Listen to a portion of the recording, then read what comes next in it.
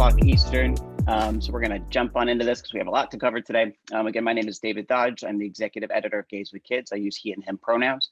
And today's webinar is going to do a great overview of the adoption process for queer men. So we're going to give you kind of a bird's eye view. We're going to go through a lot of very important, very complicated information very quickly, but we're also going to reserve a good 30 minutes at the end for questions and answers. So if we go too fast on something, or if you still have more questions about a particular part of this process, which you definitely will, feel free to start giving those questions to us as soon as you have them. You can use the Q&A function of your Zoom screen. If you're joining us via Facebook Live, you can also ask some questions there, and we'll be collecting those over the course of the next half hour or so during this presentation, and we'll get through as many of them as we can.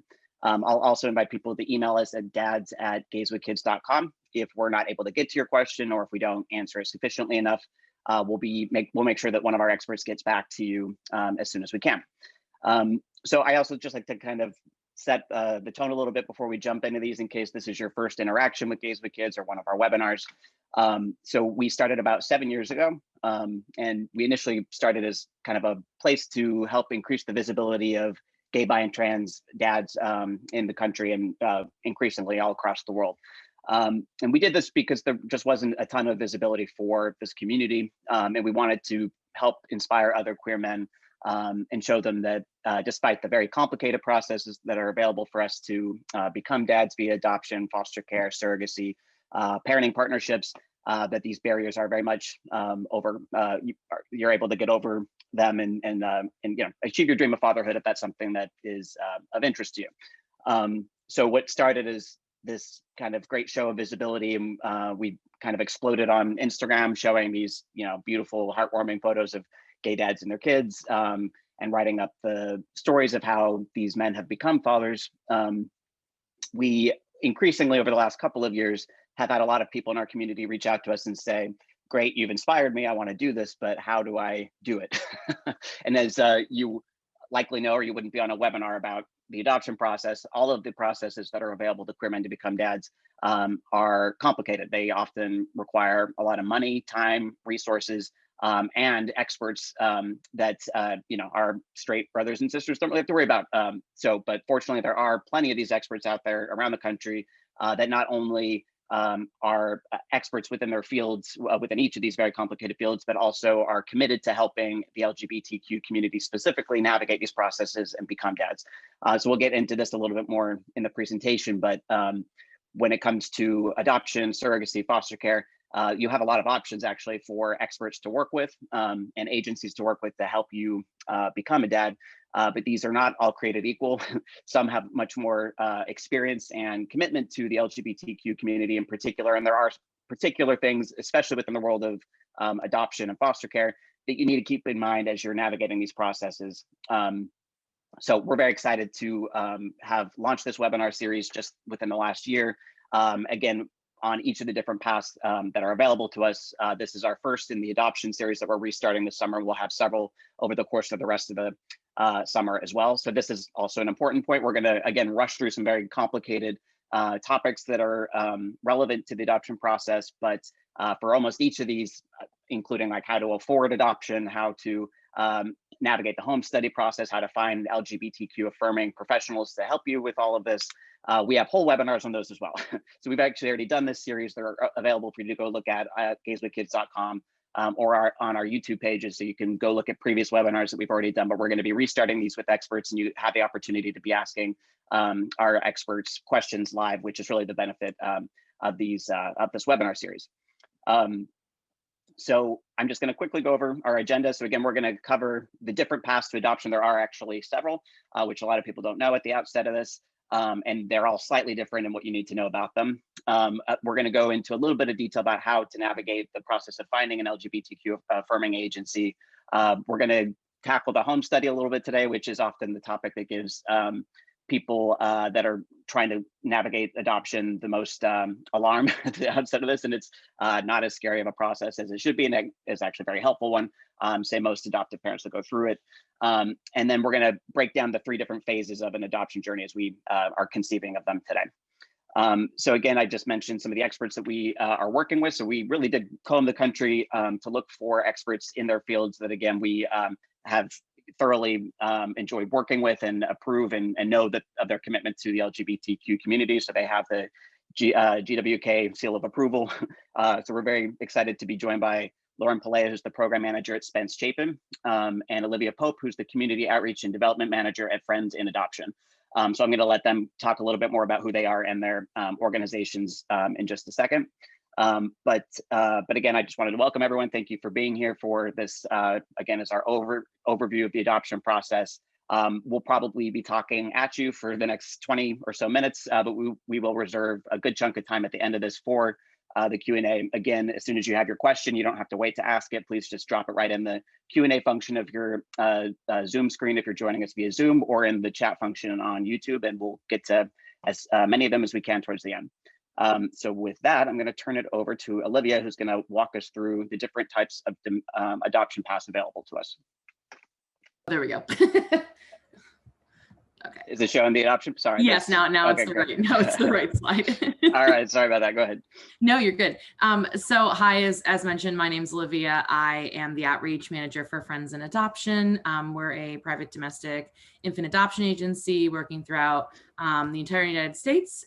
And I'm going to talk a little bit about the slide in front of you, which are the kind of 3 different paths to adoption: domestic infant adoption, foster care adoption, and international adoption. My specialty is domestic infant because that is what Friends in Adoption does. So I'm going to talk really briefly about these so as David mentioned, we can get to the Q&A. So domestic infant adoption is usually through a private agency, which is what Friends in Adoption is. Also, David, I can't see myself, so can everyone else see me? I don't know if that. Just making sure, sorry. Yeah, no, let's see. Why don't you? There we go. I got it. Great, I'm so sorry. No worries. No worries. So domestic infant adoption, which is what Friends in Adoption is. It's an agency where you're working with an agency to do placements. You have usually a case manager, a caseworker who is going to be your in the middle and helping you facilitate everything and go through everything with you. Then there's foster care adoption, which is through the state. And that is obviously where you are fostering to adopt and you're working with the state to go through adoption. And then there's international adoption, which we don't have, but Spence is here and they do international adoption. And so that is just, if you're interested in adopting outside of the country, that is your one of your options for adoption. Ready for the next slide? Yes. There we go. So this is the 3 phases of the adoption journey. I know that there is a slide about home studies, so that'll be after this. But after you go through all of your initial adoption prep and getting eligible to be able to adopt and going live, we usually call it, you go through the matchmaking process, which is very birth parent driven, right? So the birth parents are given the option to choose the family, to choose post-adoption contact if they so choose. They're usually talking to a couple of families with their case manager. Once they decide on a family, they will be what's called matched in a domestic infant adoption situation. So they choose the adoptive family, they are matched with them, that family walks with them through that process. If you are in foster care, your caseworker will work with you on placements. So it's a little bit different. Whereas infant adoption, you're having the birth parent go through the agency and reach out to the case manager. Once you are matched, it's going to look different for every situation depending on how far along that person is in a pregnancy. But at the time as the adoptive family, you are doing things like selecting a pediatrician, preparing your home, talking to your friends, potentially going through counseling, working with your social worker, doing all of that prep work for the baby to arrive, buying a car seat, putting a to-go bag in the car, all of the little checklist things you're doing to get ready for when the baby comes. Post-adopt, you'll have a finalization period. For domestic infant adoption, it's usually somewhere between 4 to 6 months after you do sign and surrender with the birth parent. And this usually you just go in front of a judge and it's called finalization, because technically the agency has custody rights until those months, and then you become an official parent after that finalization period. Yeah. So obviously the two agencies here, we're LGBTQ affirming, otherwise we wouldn't be here. A great way to know whether the agency you are looking into is LGBTQ affirming is to go onto the HRC's website. They have a campaign called All Children, All Families, and it just guarantees that the agency is LGBTQ affirming. There's a website you can go to with a database that shows you, like, by state, what agencies are available to you, and you can click and look.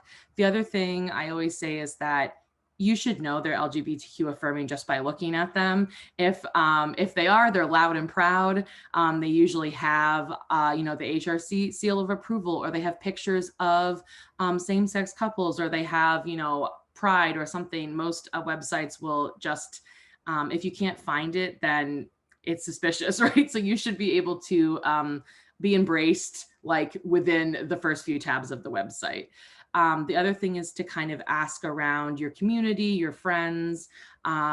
Usually, like a lot of different pride centers / community centers will have information about LGBTQ friendly adoption agencies, which is just another good way. And obviously Gays with Kids has a great network to be able to find other adoption agencies that are LGBTQ affirming.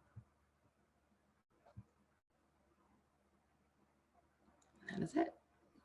Great, thank you so much. And now we're going to dig a little bit into the home study process with Lauren. Take it away. Yeah, thank you, David. Hi, I'm Lauren Palea. I'm the manager of international adoption and outreach at Spence Chapin. Preferred pronouns are she, her. And at Spence Chapin, we provide private domestic adoption services and home study services for families living in the New York, New Jersey area. And then we're also able to work with families who are hoping to adopt internationally, living all across the US. And two of the countries that we work in particular, which are Colombia and South Africa, are open and accepting to LGBT couples adopting and singles. We've had a number of families, grow their family through those programs. So happy to speak about that too. But we're going to talk briefly about the home study process, which is probably the most maybe daunting paperwork task when families think about, going through an adoption process. But the good news is whichever agency you choose is really here to help you and guide you throughout that process and to support you. So the real purpose of the home study is to approve you as an adoptive dad. And you're really diving into a lot of different things. You're assessing your strengths and challenges.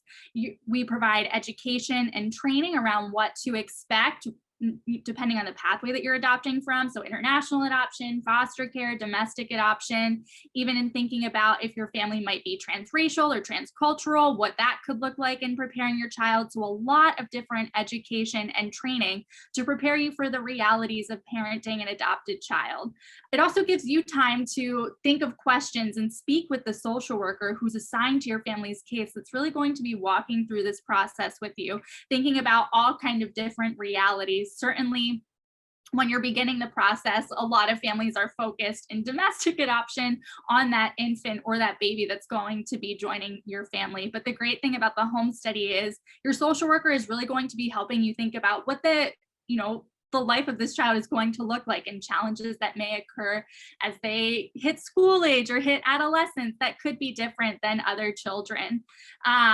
So no matter what pathway you choose, all adoptive parents have to complete a home study. And the home study is more than just assessing your home to assure that it has the safety measures needed. And each state has different regulations too. So whoever you work with for that home study process is going to be able to walk through you step by step through each piece of paperwork that's needed, and also the regulations for your state. I think we can go to the next slide and maybe talk more about what that home study looks like. So as I mentioned on the previous slide, lots of education and training. There are also different assessments, so narratives about who you are as prospective adoptive dads, looking back on how you were raised, if you're in a relationship, what that relationship is like. You'll also be assessing your finances. Sometimes, depending on the adoption pathway you choose, there might be psychological evaluations that play a role in the home study.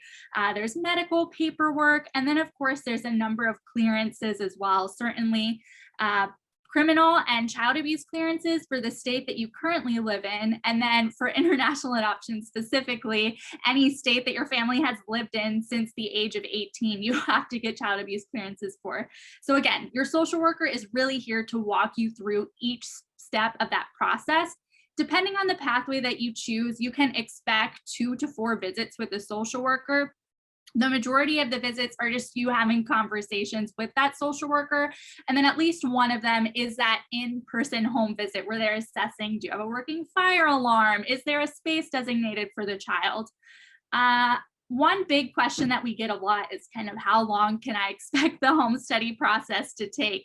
And we generally see it taking anywhere between 2 to 4 months. And that really depends on, one, your adoption pathway, and any other outlying factors. So I know sometimes out-of-state child abuse clearances can maybe take longer than one would expect to come back. So that could kind of play a role in maybe delaying it.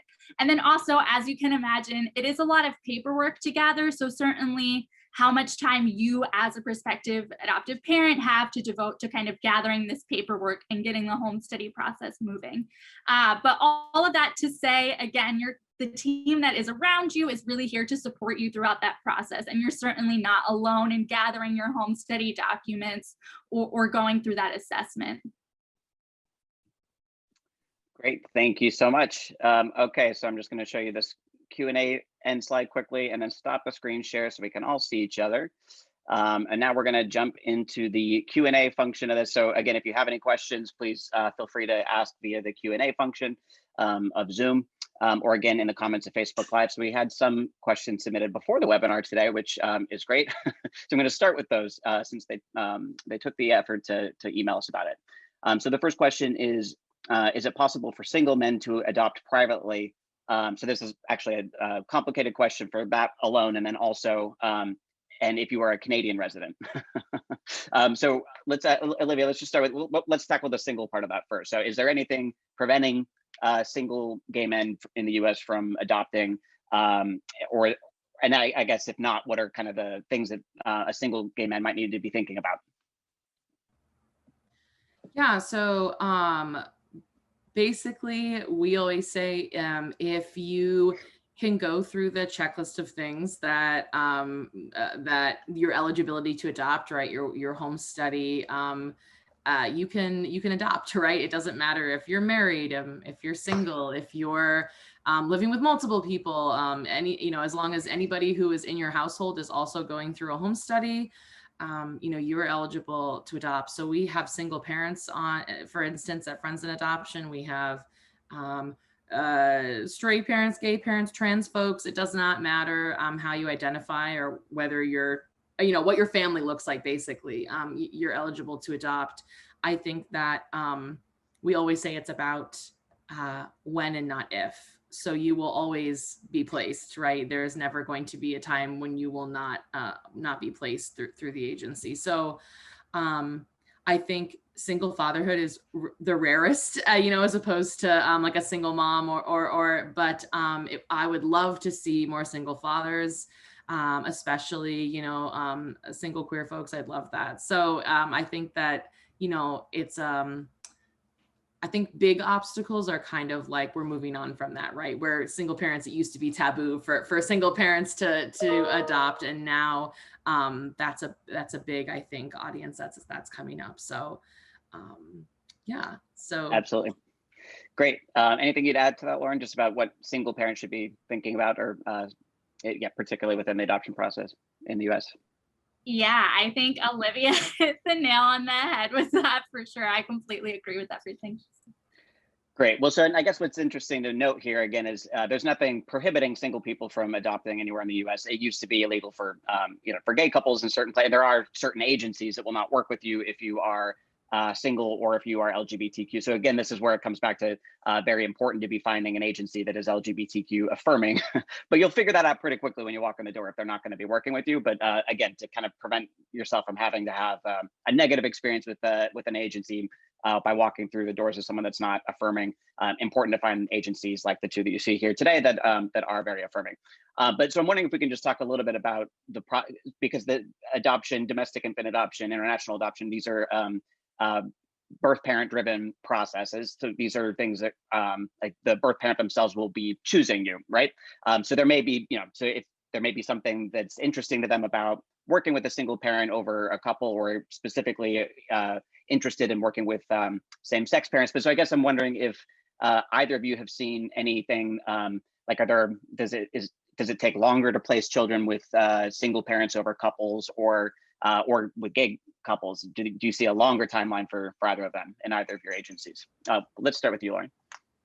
Yeah, I will say in international adoption, so the two countries that we work in, the matching process is actually done by the government there. So they match family and child together. So we haven't seen any extended or prolonged wait times we have single dads who are waiting in both of the programs that we work in, and same-sex couples too. We've seen them wait the same amount of time. And again, that's because it's run by governmental procedures. Domestic adoption, while we do it at Spence Chapin, my wheelhouse is more international. So I might pass that to Olivia. Sure. Yeah. So, domestic wise, I would say, like, let's say heaven forbid, right, that you don't get chosen by a birth family. There are always going to be families per year that don't want to choose. So the agency chooses for them. So, there's, we kind of talk about that adoption is a spectrum of open to closed and everything in between. And sometimes birth families aren't comfortable choosing the adoptive family. They don't want to have that interaction or that responsibility. So therefore the agency is choosing. So even if you were, to be on our longest wait spectrum, we will eventually choose you if the birth parent doesn't want to. So you're always going to get chosen somehow, if that makes sense. I haven't seen I haven't seen like an equality difference in single versus gay versus straight versus all of those things. I think a lot of individuals are actually drawn to LGBTQ families more so than straight couples. So I think, and single parents as well. So I haven't really seen that, it hasn't been an obstacle in terms of, not being able to adopt or waiting too long, if that makes sense. And if you do wait a little bit longer, like I said, the agency will eventually choose you when a parent does not want to choose. Great. So the next part of this question might be a complicated one for us to answer. So I'm not quite sure if it is. So the question is asking if Canadian residents, I think, that are living in Canada, if they can adopt privately in the US. And I actually don't know the answer to that. Do either of you know if that's something that is possible? And if you're on the webinar and that's your question, please you can feel free to message me to make sure I have that correctly.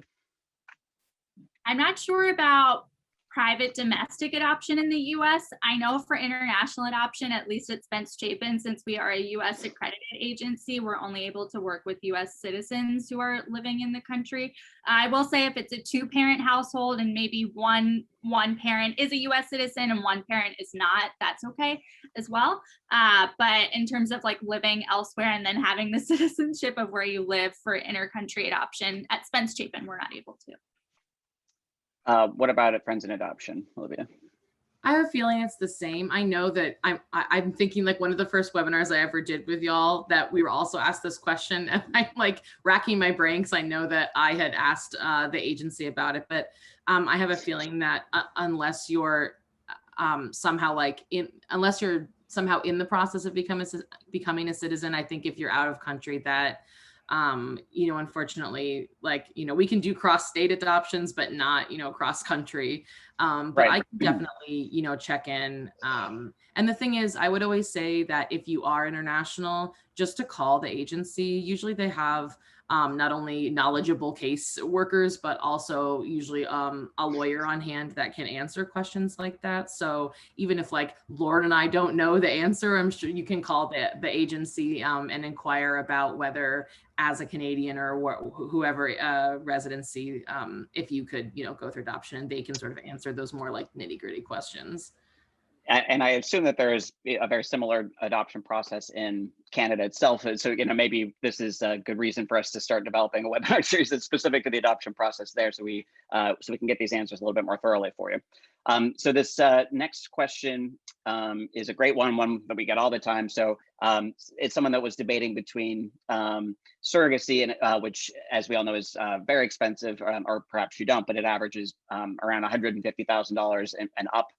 So it's not a cheap process. But a lot of people are also surprised to find out how costly domestic and international adoption can be. So I think it can range again quite a bit, but the averages it can be around 30 to 45-ish, right? Or actually, let's just start there. Olivia, if you can talk through the common costs that you see associated with domestic infant adoption, and we'll do the same for international with you, Lauren.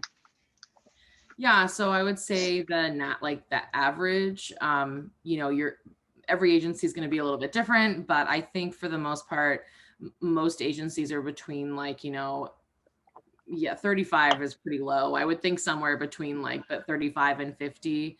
And it's sort of anywhere in between. And, usually you will pay an initial agency fee, which takes care of your case manager, your social worker, your profile, all of your initial matchmaking, plus and then once you get matched, you take out you do the next, which is that you take out an escrow and you do the next step. So it's not all at once, right? And then basically whatever is not used to cover medical costs for the pregnant individual, plus all of that, is then refunded to you after. That's for us. I'm assuming it's kind of similar for everywhere, but it is something, to think about, especially when you're thinking about your adoption journey, because when you go through the state, it's a completely different, consideration. When you're doing foster to adopt, you're not paying those fees. So you have to decide if, but compared to surrogacy, it's, $100,000 less. So, and just completely different pros and cons as well for surrogacy. But yes, I would say national average somewhere between 35 and 50,000. And it just really depends what the pregnant individual and birth looks like. So the second part of this is about ways to help offset the cost and afford it, but we'll get to that after we go through what the common costs are for international adoption, which I know can vary very much so depending on the country. But let's talk about your two programs that you have. The two programs that we work in are honestly kind of within that same range, 35 to 50,000, but where your money is going to is a bit different because there's a lot of different players in international adoption. And so there are third-party entities like U.S. immigration that you have to pay fees towards for the child's visa, the foreign supervised providers that we work with in country that fees will go to, professional service fees that go directly to Spence Chapin, and then of course travel fees, since you'll be traveling to that country to finalize your adoption. So that $35,000 to $50,000 really encapsulates any single fee that your family could expect to pay throughout your adoption process. And the same that Olivia said, it's not a lump sum. These fees are due at very specific times in your process and are tied to very specific services that are rendered on your family's case. And I can kind of maybe go into some resources available to kind of help families offset this cost. So I know all families, I'm assuming domestic is the same, but I know in international adoption, you're eligible for the adoption tax credit, which is a great, financial offsetting for that.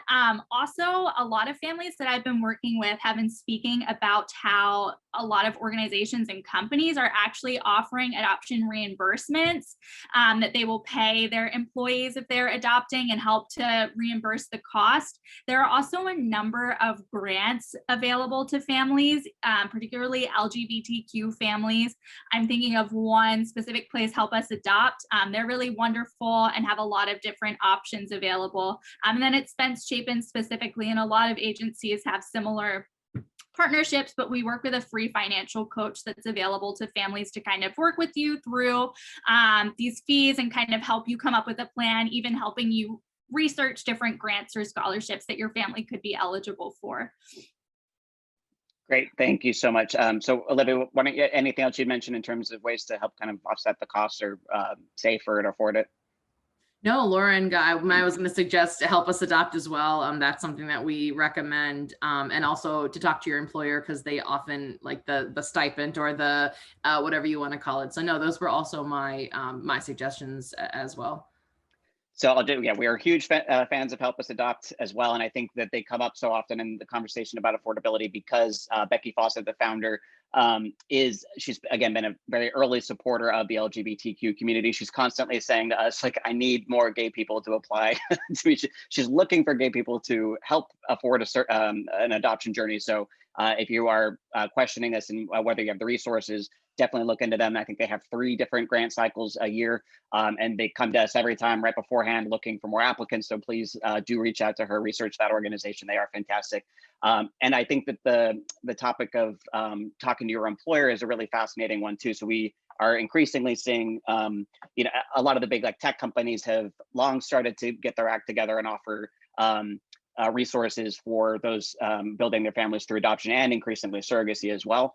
They're recognizing that this is an important resource and benefit that they can be giving their employees. But a lot of places, just even smaller organizations, we've covered families who have gone to their HR department and explained the situation. Oftentimes you might be the first gay person or person at all in the company that's adopting, and it's something that they just literally haven't thought about before, but could be very open to exploring with you ways to make it more affordable and to come up with a program. We've profiled some really amazing families that have managed to do that, and it's something that we're actually hoping to do here at Gays with Kids soon, just to put together kind of like a toolkit that can help you navigate those conversations with your employer and figure out ways to make that happen.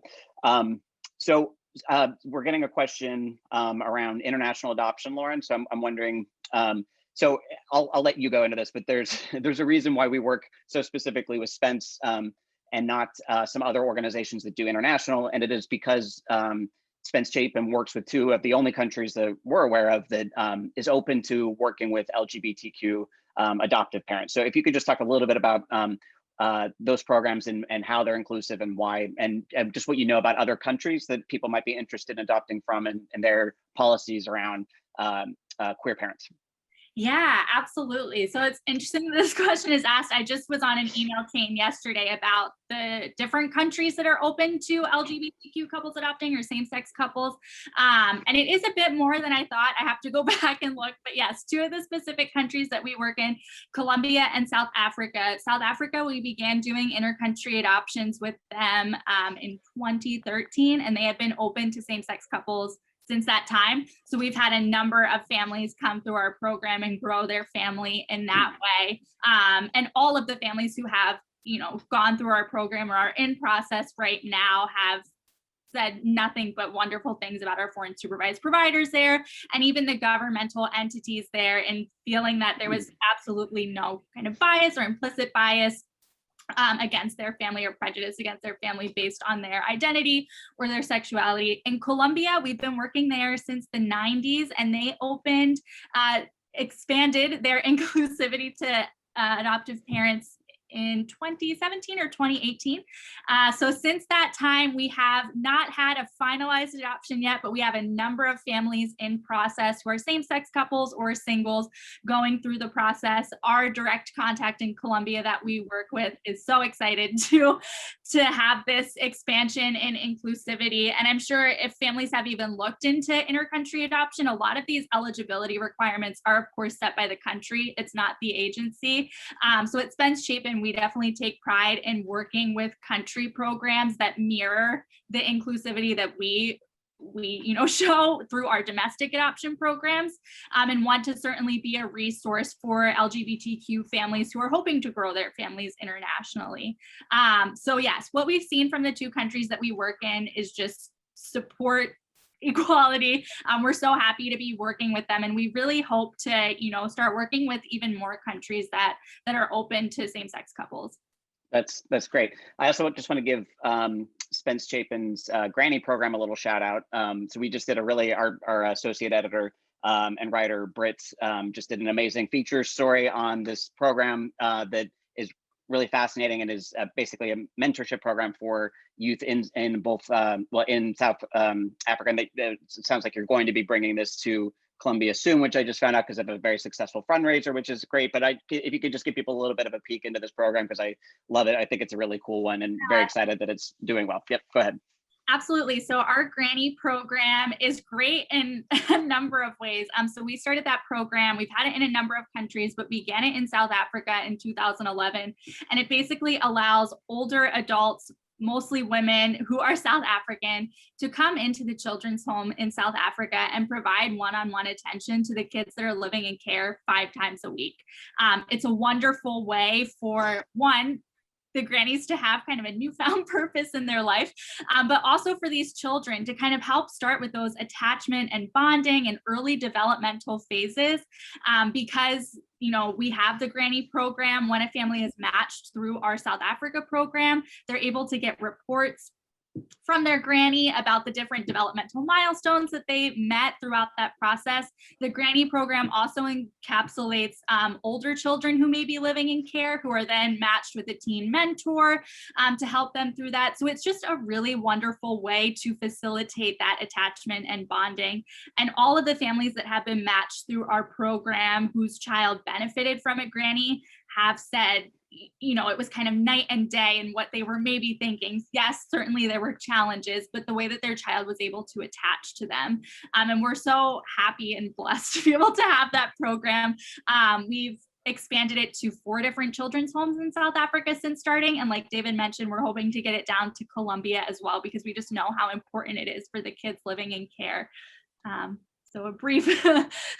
Super excited. So if you're interested, maybe you're not quite ready to embark on an adoption journey yet, but if you want to support this program, it's amazing. We can drop the link into the chat so you know where to donate if you're interested in supporting it. So I'm wondering, Olivia, if you can walk us through. So we get this question a lot as well. So I think it's important for us to kind of break down what the process is for organizations like yours to go through to get accredited with HRC. Because it's a pretty intense vetting that organizations have to go through, which is great, right? So it's not like they're just asking to slap a pride, rainbow icon on your on your logo every June, but you're actually needing to demonstrate your commitment to the LGBT and fluency within the issues that impact our communities.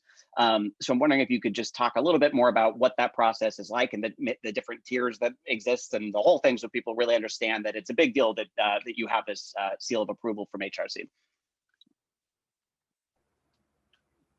Yeah, so I have to say that I'm not the one that that spearheads this project in the organization. It's my supervisor who does just you're right that it is very intensive. It's a lot of work. And I know because I have to keep track of the spreadsheets per week and a month of who we interact and support that are LGBTQ affirming, because once you do hit your tiers, you have to stay in them basically, right? So you're showing the interactions that you're having and that you're actively supporting the LGBTQ community. But there are what they call like 3 tiers of recognition. So you can become part of the All Children, All Families campaign and get certified, and then progress through the 3 tiers of the HRC campaign. They each have a different standard that you have to meet. And if you go to, I'm looking at the HRC website now, if you go to the HRC website, they talk about the different tiers. The last one I know, you have to have kind of a political involvement. So you have to show support for policies that are actively supporting LGBTQ organizations and rights and things like that. So I know that we've been involved with HRC for many years. And for instance, it has taken a lot of hard work for our 2019 recognition of the 3rd tier of inclusion, basically. So you have to hit, I think it's like a 7 key area benchmark it's called. So there's a lot of, it's quite extensive, but I do know that that you can also on the website, it shows you the organizations that are on, like the second tier, the third tier, things like that. And you can also download like a PDF that talks about the tiers of recognition and sort of their highlights and what they well, I think another one of the things that you have to do is a certain amount of trainings per year through HRC. And there's just a lot of like things that are encompassed in being part of that program and things like that. But I do know that, like I said, one of my tasks is really keeping track of the organizations that we support and work with, and keeping up with sort of all of the commitments like per month, I think it is, that you do to be able to stay within these tiers. So they're definitely passionate about people who are active in the LGBTQ affirming community, basically. So yeah, I think it's important for people to hear that it's just it's not a small thing that HRC asks, or it makes our job really easy at GWK, so we don't have to be doing the same thing, because it's an intensive vetting. It's exactly the sort of thing that we would put agencies through, but all we have to do is go to the third tier, see organizations like yours on it, and we're good to go with recommendations. So let's go a little bit back to the home study conversation, which again, we have a whole other webinar on. So definitely go check that out if you want to get in the weeds on that process. But someone's asking about the training aspect of that. So as part of the home study process, when you're working with a social worker, they'll or a caseworker, they'll maybe identify certain areas of education or additional. I know this happens a lot, especially in like cross-cultural situations where they want to make sure that you're culturally competent of a child who you might be bringing into your home. Can you talk a little bit about the kinds of training that that people can expect to go through if they are identified to need that, or is that only specifically to the foster care experience? Sorry, let's go with you, Lauren, if you have an answer to that.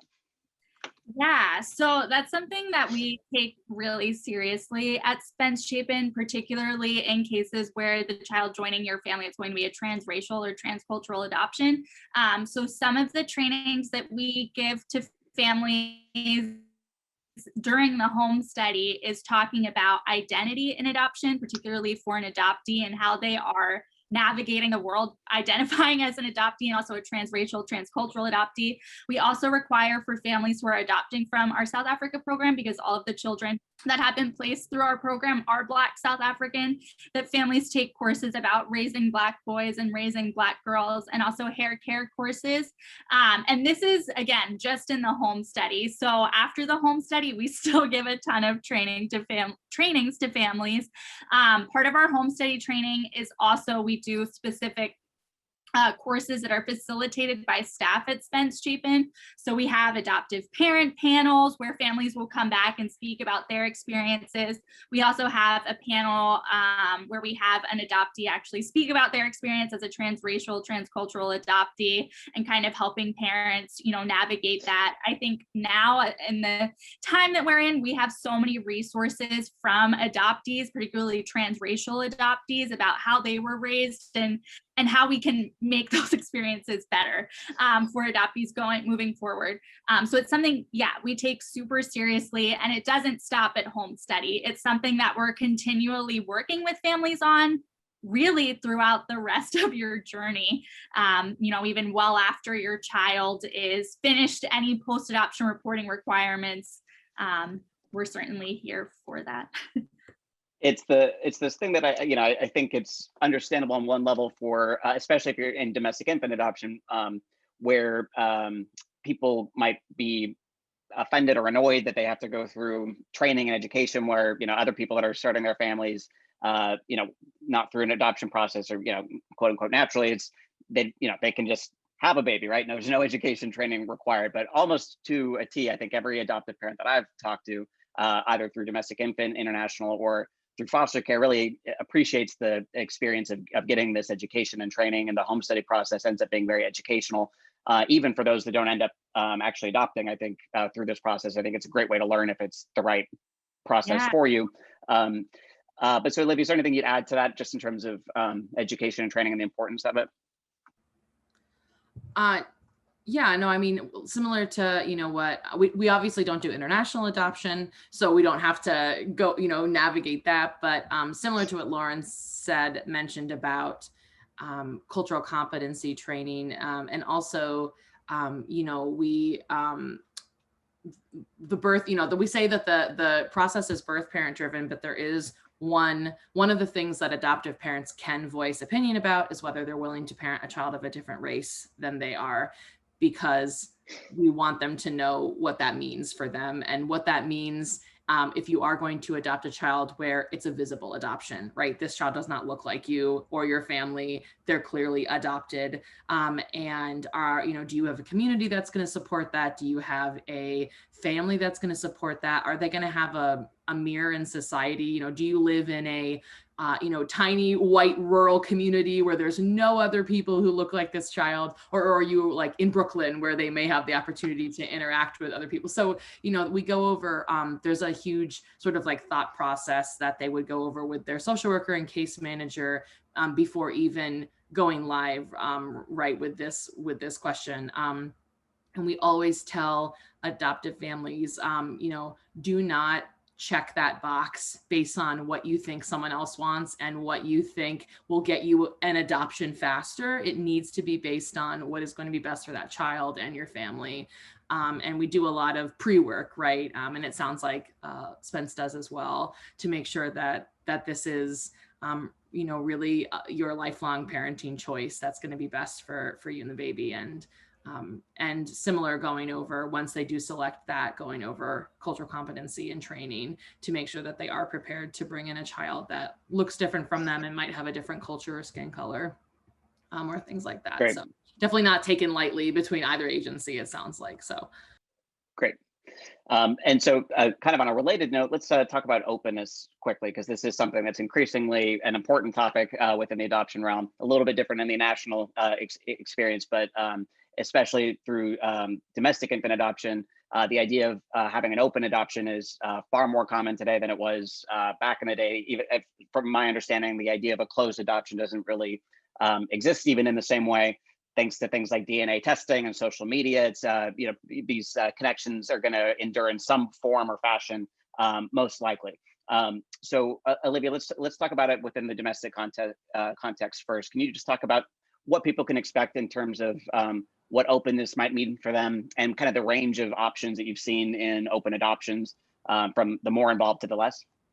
Yeah, so there's open and confidential, and then the spectrum in between, and semi-open, semi-closed, and basically, you're absolutely right that adoption has drastically changed over the course of forever, but really in the past 30 plus years that we've been open, the trend of like that confidential / closed used to be the norm.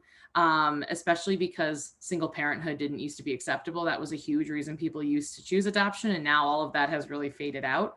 And so basically, for most birth parents, not all, but most want some openness in adoption. And that means choosing the family. That means opting to have some kind of post-adoption contact, which they are legally entitled to. And that could look like, 4 emails a year, or that could look like a visitation. Where they're visiting the child. And, the openness of that really just depends on what they are looking for. Maybe they don't want any pictures, visitations, or anything, but they check the box that says when the child is 18, they can reach out to them, or they're allowing their child open access to their medical records and family history. So it's really like a huge spectrum of what open means.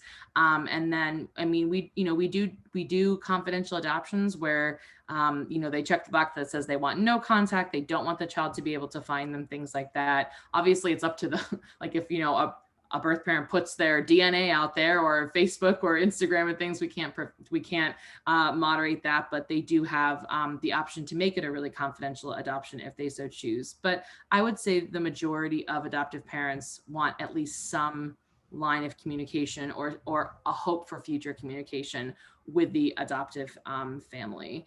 And you know, the benefit of going through an agency, either us or Spence or whoever, you know, is that we really help you navigate and moderate that post-adoption contact. We're here to, you know, it sounds scary, but we're here to be the moderators and a lifelong network for you to help navigate those, the openness of your adoption, basically.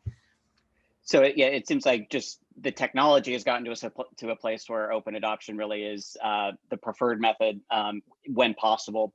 But it's also, oh, sorry, I'm just totally lost my train of thought there. Let's talk about it. Within the international context, it's obviously different because you're often dealing with children who are lacking any sort of family in orphanages. But is there any sort of context for contact after placement in the international context? Yeah, that's certainly something that we always speak with about to prospective adoptive families and international adoptions. Certainly, like David said, the circumstances for why a child might be in need of this permanency plan are a little bit different than in domestic adoption, but it's certainly something that you're going to be having conversations with about your child and their first family or their birth family and who those people might have been.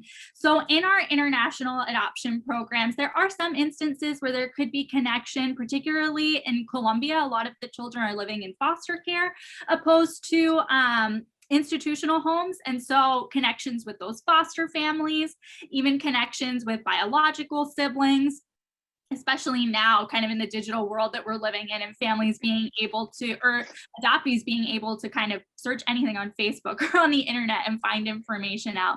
And so sometimes there are opportunities for those connections. It really kind of depends on the country and the circumstances within that country and the child welfare system as to why international adoption is a necessary pathway for a child. But it's a lot of things that we talk about and how you can have those conversations with your child. Yeah. Great.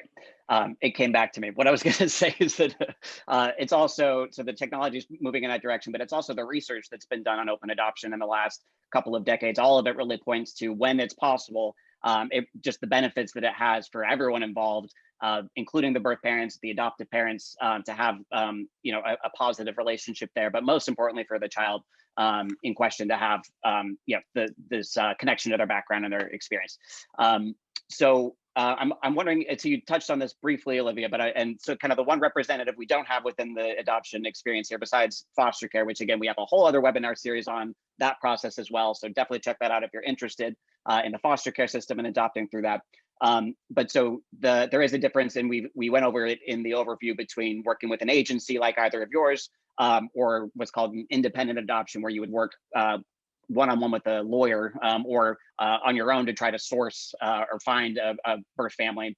And so can you just talk, let's break that down just a little bit more. And again, I think we here at GWK understand the benefits of working with an agency. So if you could just kind of extrapolate a little bit more as to what you provide that you don't get when you do this on your own, but what some of the reasons that someone might decide to go it on their own and forego an agency are.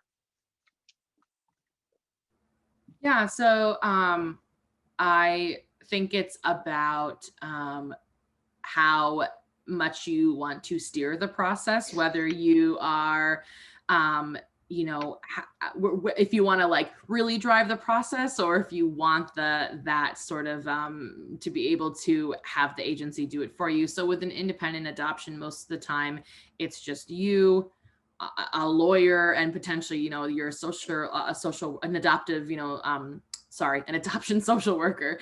So there's really only like 2 or 3 people involved, right? Where you're working one-on-one with just a lawyer, and you are in charge of finding your placement. You're in charge of finding your birth parent. You're in charge of really navigating everything. Oftentimes, I feel like the media portrays independent adoption a lot, where it's like adoptive families like waiting by the phone at 3 a.m. on a phone call, and they have to make websites. They have to go on, you know, things like that, where you are steering the process more, and are more in charge of or you feel like you're more in charge of that process. I mean, I'm biased because I work for an agency. I think that it sounds great to work with an agency where we basically do everything for you, find all of your resources for you, provide your lawyer for you, do all of those things. You know, I do think that the agency provides better protection for both birth and adoptive families in terms of support systems and post-adopt and lifelong connection and things like that. So, you know, like the agency does everything for you. So there's just a difference between the two about how comfortable you are with steering the process, and you know, if you want to be the driver of all of those things or not. I think that sometimes people think that independent adoption is cheaper. They can sort of, there's more wiggle room with fees and costs, but I think it just depends. Does it outweigh the con of having to do it all yourself? So it really just depends what's right for you. And it's important to really inspect both of those choices before going forward. But yeah, so definitely more support and community with an agency. It's also important to note that independent adoption isn't legal in every state. So it's very important that you're working with a lawyer, obviously, that knows what they're doing, and to research the laws in your state to work only in an independent adoption where that's actually available to you.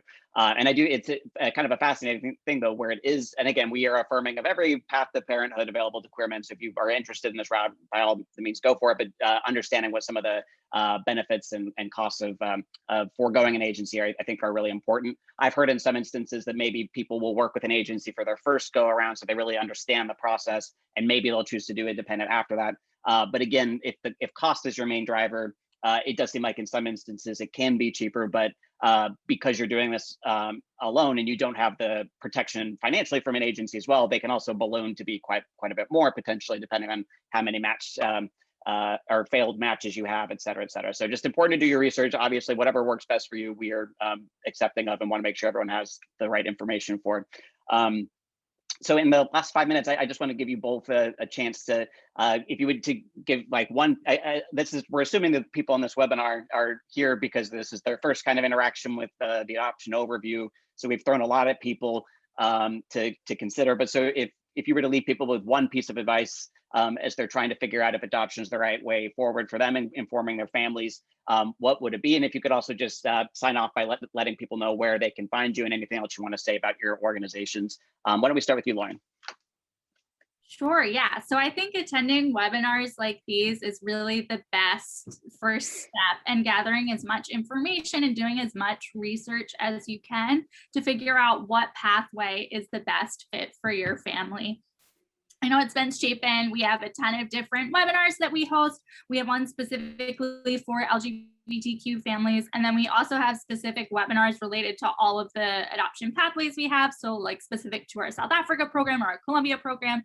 If you're interested, all of that information can be found on our website, which I can put into the chat. But yeah, I think research and really even calling organizations and asking questions and kind of getting familiar with who is out there to support your family and what feels like a best fit for your family. Awesome, thank you. So I'll drop in a little link to both organizations' landing pages on our website, which will link you to theirs as well. But so go ahead, Olivia, while I'm getting Spence's up. Yeah, no, great advice from Lauren as well. I mean, the webinars are a great way to have a glance at an agency adoption. And I know a lot of other agencies do this, but we require adoptive parents to go through what's called a Get Acquainted workshop with our agency. And it's like before you decide to work with the agency, it's like an initial 1.5-day workshop that you go through. That's a pretty extensive introduction. And it's basically like the logistics of an agency adoption. You get to meet birth and adoptive alumni families. You can meet one-on-one with the case manager. And it's sort of like a first date with friends in adoption. I know a lot of other agencies do like an introductory, sort of workshop, but ours is, mandatory so that you are really making sure you know what you're doing and if we're going to be a right fit for you. So looking into whether the agency, looking into agencies if they have sort of like that, like a Get Acquainted webinar or workshop or whatever. And, I would also say there's a lot of, it depends what state you're in, but oftentimes there's like adoptive family communities. I know, like, we're in New York, and there's a really great one out in Western New York where they, you know, provide support for potential and alumni adoptive families. So that's a good way also to see if adoption's right for you, is to go into your community and talk to people who have adopted as well. Yeah, and I think you put the info for how to find us in the chat. But basically, you know, friendsinadoption.org is where we're at, or you can go through the Gays with Kids website and find me there.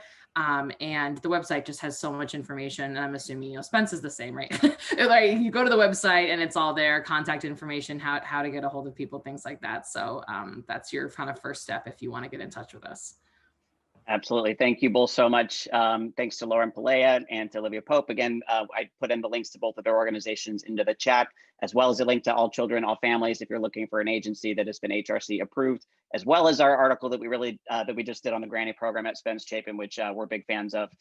Again, this is our first in the series of webinars that's going to be taking place over the summer on adoption. We've also just restarted our surrogacy webinar series. So if you're interested in that, we just had our first one doing a similar overview yesterday, and we'll be doing these all summer long. So check out gayswithkids.com for upcoming webinars. You can register now. They're all up on our website now. Thank you again for being here, and we look forward to seeing you all on future webinars. Have a good rest of your day. Thanks, bye.